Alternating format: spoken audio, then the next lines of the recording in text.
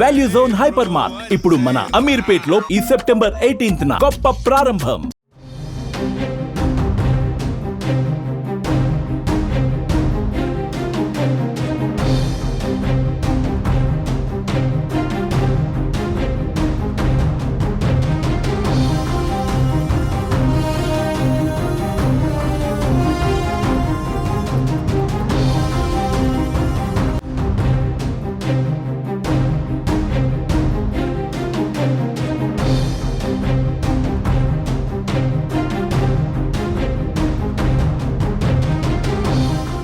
మరో వింత వ్యాధి దేశాన్ని వణికిస్తోంది. ప్రైమరీ అమీబిక్ మెనింగో ఎన్సెఫాలిటిస్ అనే అరుదైన వ్యాధి కేరళలో దడ పుట్టిస్తోంది.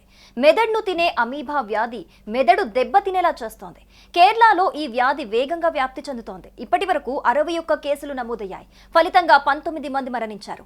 మెదడును నేరుగా ప్రభావితం చేసే ప్రైమరీ అమీబిక్ మెనింగో ఎన్సెఫాలిటిస్ అంటే PAM అనే ఈ వ్యాధి చాలా అరుదుగా వస్తుందని, వస్తే ప్రాణాపాయం తప్పదు. ముఖ్యంగా నిల్వ నీటిలో ఈ అమీబా పెరుగుతుందని వైద్యులు హెచ్చరిస్తున్నారు.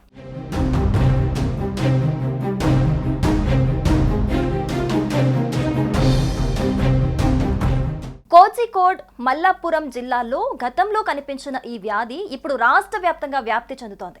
3 నెలల శిశువు నుంచి 91 ఏళ్ల వృద్ధుల వరకు దీని బారిన పడుతున్నారు. 2016లో మొదటి కేసు నమోదై 2023 వరకు 8 కేసులు మాత్రమే ఉండగా 2024లో 36 కేసులు, 9 మరణాలు నమోదయ్యాయి. ఈ ఏడాది 69 కేసులు, 19 మరణాలు జరిగాయి. కలుషిత నీటిలో ఈత, డైవింగ్, స్నానం చేసే వారి శరీరంలోకి ఈ అమీబా చేరుతుంది. కానీ వ్యక్తి నుంచి వ్యక్తికి వ్యాప్తి చెందదు.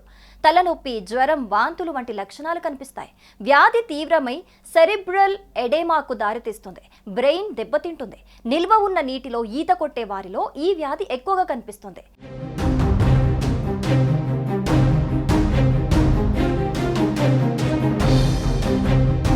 ఒకటి నుంచి 9 రోజుల్లో లక్షణాలు కనిపిస్తాయి.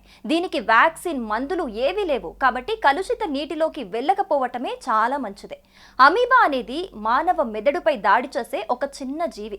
ఇది అనేక జాతుల్లో ఉంటుంది. నదులు, చెరువులు, మంచినీటి సరస్సులు, నీటి కుంటలు, నీటి గుంటలలో ఎక్కువగా కనిపిస్తుంది. ఇన్ఫెక్షన్ మెదడు జ్వరానికి కారణమవుతుంది. దీనిని అమీబిక్ మెనింగో ఎన్సెఫాలిటిస్ అని పిలుస్తారు. ఈ ఇన్ఫెక్షన్ మెదడు వాపుకు కారణమవుతుంది. మంచినీటి కుంటల్లో ఉండే నెగ్లేరియా అమీబా మనుషుల ముక్కు ద్వారా మాత్రమే మెదడుకు చేరుతుంది. వాసన గ్రహించేందుకు ఉపయోగపడే అల్పాక్టరీ మ్యూకోసా భాగం నుంచి క్రిబ్రిఫ్రోమ్ ప్లేట్ ద్వారా మెదడులోకి ప్రవేశిస్తుంది. తర్వాత వేగంగా బ్రెయిన్ టిష్యూను నాశనం చేస్తుంది. దీంతో మెదడు తీవ్రంగా వాచిపోయి సెరెబ్రల్ ఎడేమాగా మారి మరణానికి దారితీస్తుంది. కుంటల్లో ఈత కొట్టే వాళ్లకు, స్నానం చేసే వాళ్లకు ఇది వ్యాపించే ప్రమాదం చాలా ఎక్కువ.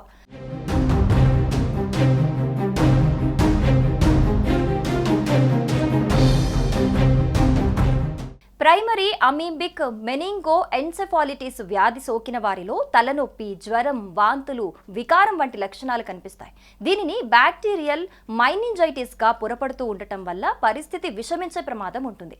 ఇది సోకిన 1 నుంచి 9 రోజుల వ్యవధిలో సిమ్టమ్స్ బాగా కనిపిస్తాయి.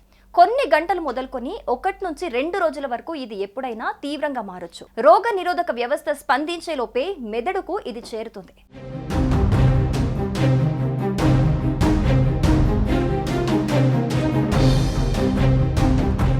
ప్రస్తుతం కేరళ ప్రభుత్వం నేషనల్ సెంటర్ ఫర్ డిసీజ్ కంట్రోల్తో కలిసి పర్యావరణ నమూనాలు సేకరించి పరిశీలిస్తోంది. ప్రజలకు సలహా ఏంటంటే కొలనులు, బావులు, చెరువుల వంటి నీటిలో ఈత, అలాగే స్నానం చేయకూడదు. తప్పనిసరిగా అయితే ముక్కులోకి నీరు వెళ్లకుండా నోస్ క్లిప్స్ అయితే వాడాలి. బావులు, నీటి ట్యాంకులను శుభ్రం చేసి క్లోరినేషన్ చేయాలి. లక్షణాలు కనబడితే వెంటనే వైద్యులను సంప్రదించాలి.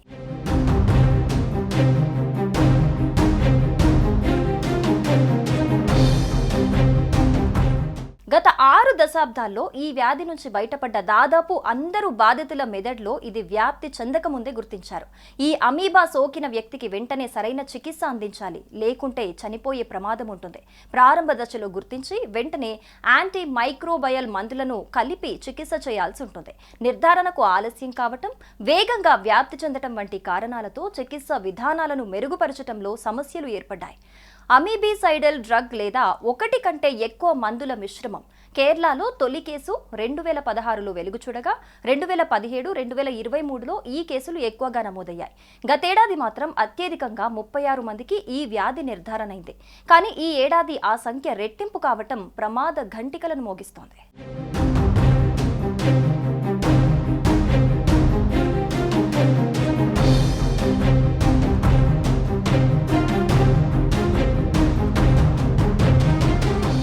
సుమన్ టీవీలో మీ పర్సనల్ అండ్ బిజినెస్ ప్రమోషన్స్ కోసం కింది నెంబర్కి కాంటాక్ట్ చేయండి. డ్రగ్స్, గంజాయి లాంటి చెడు వ్యసనాలకు దూరంగా ఉండండి. తాత్కాలిక ఆనందం కోసం జీవితాలని నాశనం చేసుకోవద్దు. డ్రగ్స్ విక్రయాలు, దందాలు నిర్వహిస్తే 1800-599-6969 టోల్ ఫ్రీ నంబర్ కి కాల్ చేయండి. డ్రగ్స్, గంజాయిని నిర్మూలిద్దాం, భవిష్యత్తును కాపాడదాం.